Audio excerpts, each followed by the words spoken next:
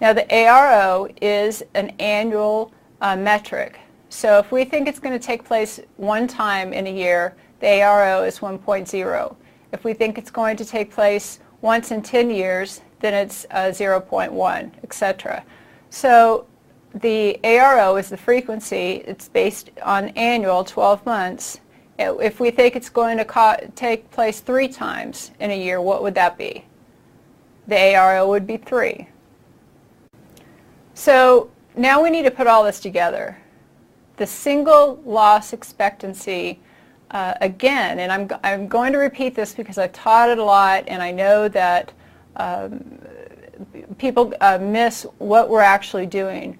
Unfortunately, what a lot of people do is they memorize this for the exam. They don't understand how it really works in the real world. They get their CISSP, but they don't know how to use this information. So SLE means that we have one asset, and we think that if something bad happens, let's say a tornado, this percentage of that asset would be affected. That's the SLE. Now we need to look at, well, what's the probability? How often do we think that this is going to take place? That's where the ARO comes in place. So we take that single loss expectancy and we multiply it times the ARO. So what that says is this one asset, if this specific threat comes to be realized and it happens once in a year, we're going to come up with a value. And that's the ALE, the annual loss expectancy. Now, the ALE, what are we going to do with this information? We've gone through these exercises, we've done our mathematics, and this ALE, what does that represent? This is the potential loss that a company can go through if a threat becomes realized. The ALE is the potential loss. Now, I'm going to step outside of CISSP just real quick. Usually you don't do individual assets. You have groups of assets. You'll do all the servers or all the applications or whatever. You don't do every single asset within the company this way. That's outside the CISSP.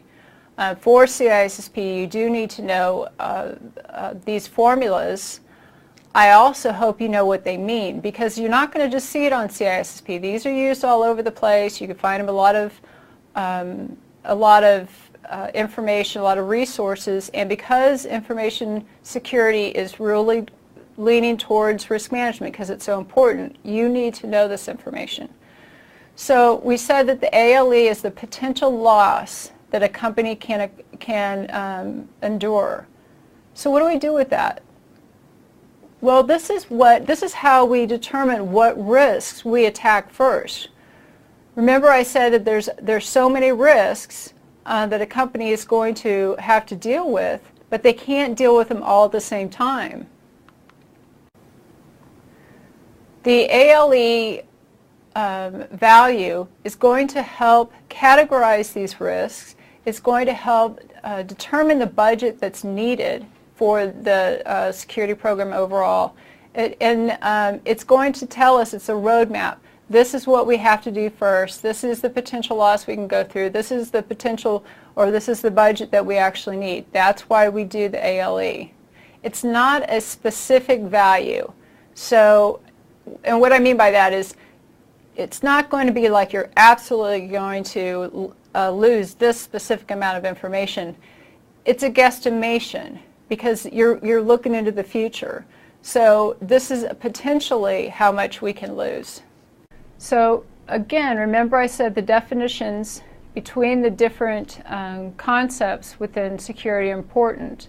You have to identify the vulnerabilities. You identify if they have any threats that can exploit them. You calculate the risks, either based on qualitative or quantitative, and that lets you categorize the risk based on importance, on what you need to put money towards first. So let's go through a quick calculation. If we have an e-commerce site and we have a value of $300,000 and we think that there's going to be 40% damage, let's say if somebody hacked in, or a virus or something. So we'll just say hacker because that's what most people are interested in. So we have our e-commerce sites worth $300,000, and we estimate that if this exploit happens, that it's going to cause 40% damage. So the first thing we have to calculate is the SLE. So it's $300,000 multiplied by the exposure factor. So that would be 0.4 because it's 40%. The SLE is $120,000.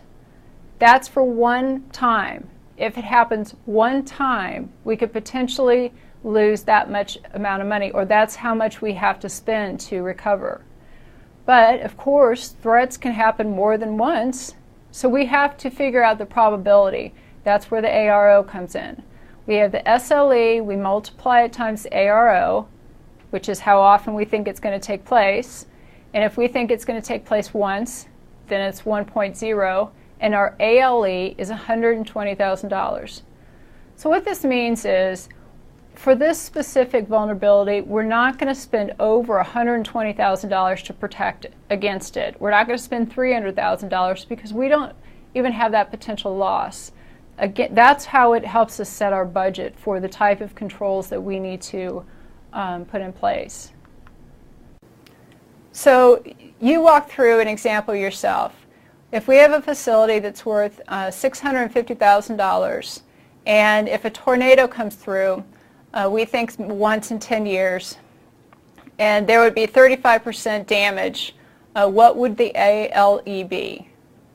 So to calculate the SLE, because you can't go directly to the ALE, you first have to calculate the SLE because it feeds into the ALE formula. So our asset, the facility, is $650,000. We multiplied times the exposure factor, which is a percentage. We think 35% damage is going to take place. So we come up with the $202,705. Now, we think that's going to happen once in 10 years. Would that be 1.0? No, 1.0 is once in 12 months.